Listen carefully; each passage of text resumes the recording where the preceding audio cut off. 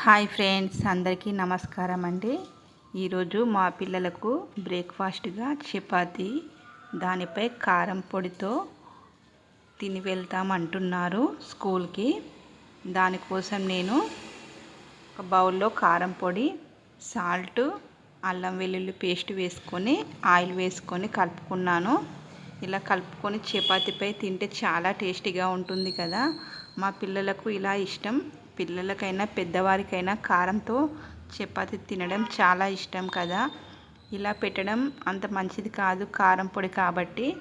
ఎప్పుడో ఒకసారి అంటే ఇలా ఇస్తే బాగుంటుంది కదా. అందుకే ఈరోజు ఇలా ఇచ్చాను. చాలా రోజుల నుండి అడుగుతున్నారు కానీ నేనే ఇవ్వలేదు. ఇప్పుడు ఇలా చేశానండి. మీకు కూడా ఇష్టమా? ఇలా కారం చపాతీ చూస్తుంటే తినాలనిపిస్తుంది కదండి. మా వీడియోస్ని లైక్ చేయండి, సబ్స్క్రైబ్ చేసుకోండి, షేర్ చేయండి ప్లీజ్ ఫ్రెండ్స్.